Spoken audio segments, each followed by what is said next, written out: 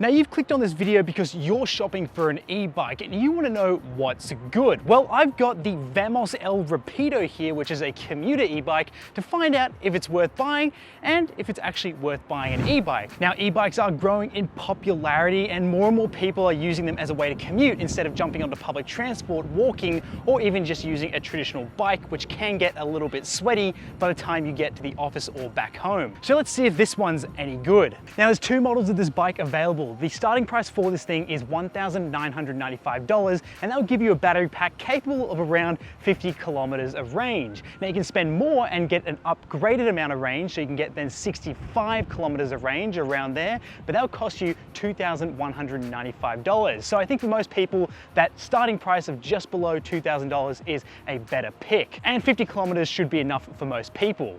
Now I like how the battery locks in place. You just twist the key here and you can just pull it out just like that.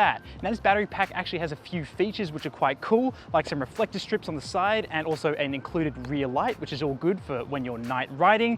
And then also you do have a little voltage meter here on the side to tell you how much battery you have left. And I also like the fact that you do have a little USB port so you can charge anything using this as a giant external battery pack. Now, what are you getting when you're spending nearly $2,000 on a push bike? Well, there's a few things included here that I thought were actually quite good value. Now, I do like the included mud guards here, but I especially love how you have an included light set. Obviously, I showed you that this battery has an included light, but you also have another front light up here, which is very useful. Now, I do like the upside down forks here, which have adjustable reload, which is very good, and you have some very easily adjustable handlebars to get you nice and comfortable. Now, you have an LCD display up top, which shows you everything you need to know about your bike, your battery, your speed, and also it has an inbuilt odometer, which I thought was quite interesting. Now, Vamos also includes a bell, which is all very useful, and then you get a 7-speed Shimano gear set, which is very useful, slick, easy to use. And then over here on the right hand side, you do have your throttle, which you can use to maintain speed and then sort of putter around at low speeds. Now the step through frame is really easy for pretty much anyone to jump on, and you have a nice big comfortable seat with some suspension built into it as well,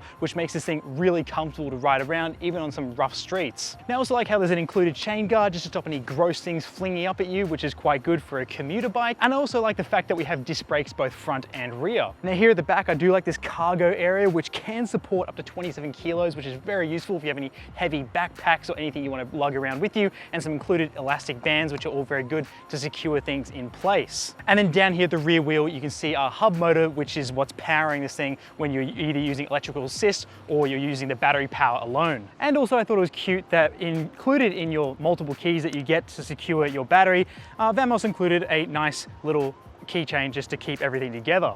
Now, when you buy this thing and it arrives at your front door, it comes in a big box. So I had to assemble this thing, and apart from the massive amount of zip ties that this thing comes with, it was actually relatively easy to build. Just make sure you watch the video or go onto the website to know what you need before you build, so you don't have to interrupt your build and run out and get the correct tools. Although I'm not too sure if I clipped off one too many zip ties, because that's what I would be doing to zip tie this a bit closer to the actual bike, because I don't like how these wires sort of hang out just a little bit too far. But I have to say, the voiceover used on the build instruction video was pretty interesting to listen to, but I guess it's better than some bland voiceover. Today, look at her.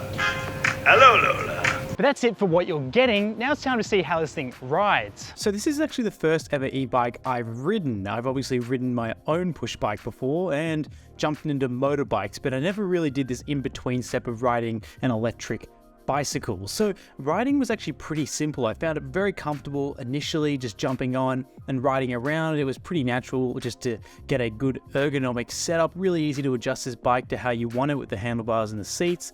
And yeah, it was pretty comfortable just to sit on. Now riding around, I found the suspension under the seat to really help just iron out those bumps when you're going across some sort of coarse sections of road or hitting any harsh bumps or jumping off the curb to go onto a bike lane. It was a very comfortable bike. So using the electric motor and the battery was actually pretty simple. You could either use the battery and motor as a pedal assist, which is something you actually have to use when you go up steep hills, because the throttle alone was not powerful enough to pull you and the bike up a steeper hill. It would start to decelerate and then you'd have to start pedaling. So I found just going up steeper hills, it was better just to have the max setting for the pedal assist, and it just made the bike go up a lot easier than some other traditional push bikes. I was even overtaking people who didn't have an e-bike, and it was actually really satisfying and quick way to move around a city that has a few hills between my house and the place I work at. Now the disc brakes did a good job of helping with braking, of course, they were really easy to control. I really like the integrated lights. It felt a lot safer than a bike that didn't have them, or, you know, helps you save a bit of money. Then you don't have to go spend extra money and buy lights. It's all integrated and easily controlled by a quick button on the battery and also a button on the LCD display. So I found this bike really easy to live with, and the removable battery was great. Just brought that up with me from my garage and charged it overnight at home, and then when I rode into work I could just charge it at work. It was really easy just to keep that battery topped up. That's why I don't really think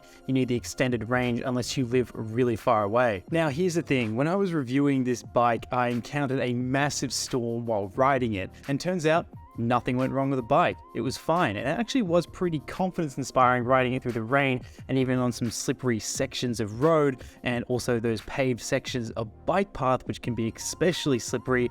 I felt like this bike had a pretty planted feel, which was a nice thing to have. Although you will get wet because this is a bike after all, so as long as you dress appropriately, this bike should be able to handle a few rainstorms just fine. Now this is the first ever e-bike I've ridden. I ride motorcycles, but I don't really ride e-bikes, and I really enjoyed my experience with this because I sort of got a taste of motorcycling, but I had the freedom to ride just about wherever I needed to go without being restricted by the roads. Now this is a great option if you need something to commute on, you're confident riding a bike around, but you just want something to make you feel a little less sweaty and make the ride just a little bit easier, and you'd be more inclined to ride it every day. Well, this is a great option, and I do think that the Vamos El Rapido has a great starting price for a lot of people to get into e-bike riding and decide really if it's something they enjoy. And of course, who doesn't love a bike that you can do burnouts with?